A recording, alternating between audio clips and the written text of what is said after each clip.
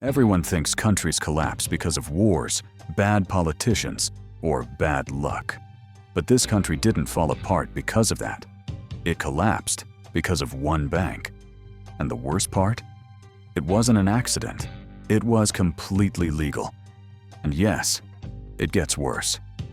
Imagine waking up one morning and realizing your savings are frozen. ATMs don't work.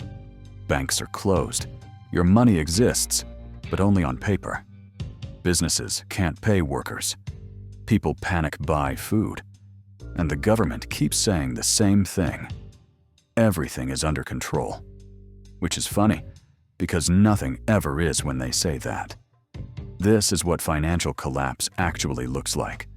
And it usually starts quietly, with one bank making smart decisions. The official story always sounds reasonable. They'll tell you, the global economy was unstable. External shocks caused the crisis. No one could have predicted this. In this case, the blame was spread everywhere. International markets, reckless borrowers, unpredictable conditions. Basically, everyone and no one at the same time. But here's the problem. If this was just a global issue, why did one bank destroy an entire country faster than the rest? That's where the story breaks, because here's the part they never mention. This bank wasn't just a bank. It was too big to fail, deeply connected to politicians, and trusted by almost everyone. So it did what big banks always do when they feel untouchable. It took massive risks.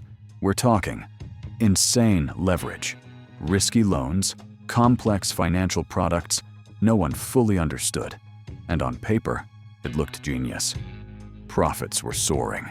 Executives got bonuses. Investors were celebrating. Warnings came early. Analysts said, "This exposure is dangerous. This can collapse the system." The bank's response? "Relax, we've got it under control." Which, historically, is finance's version of last words. This wasn't a mistake. It was a ticking time bomb wrapped in confidence. But the craziest part is still coming. Here's how one bank pulls down an entire country. Step 1. Confidence cracks. Rumors start spreading. Investors get nervous. Depositors begin withdrawing money. That's when panic becomes contagious. Banks don't keep your money in vaults. They lend it out. So when everyone wants their money back at the same time, the system breaks. The banks start selling assets. Prices collapse. Other banks holding similar assets get hit. Suddenly, credit freezes, businesses can't borrow, salaries don't get paid. And now the government has a choice. Let the bank collapse and take the economy with it. Or bail it out using public money.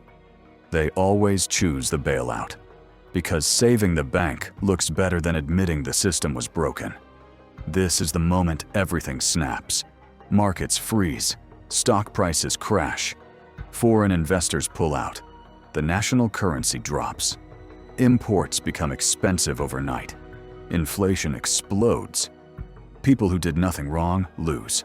Savings, jobs, businesses. Meanwhile, the bank executives, some resign, some disappear, some retire comfortably. If money could scream, this is when it would have gone silent. But here's the detail everyone ignores. The crisis doesn't end when headlines disappear. That's the illusion. Years later, taxes go up, public services get cut, wages stagnate. Governments say, "We have to be responsible." What they mean is, you're paying the bill. That single bank, it reshaped the country's future. Your cost of living today, your job security, your debt. All affected by decisions made in boardrooms years ago. People think financial crises are history. They're not. They're ongoing subscriptions. Here's the real lesson. Finance isn't numbers. It's human behavior dressed in a suit. One bank didn't just fail. It was allowed to grow so powerful that its failure became everyone's problem. Every crisis teaches the same rule. Profits or private losses are socialized, and the system doesn't collapse when it breaks. It collapses when people finally notice. And if you think this story is insane, Wait until you see how multiple banks are doing the exact same thing right now.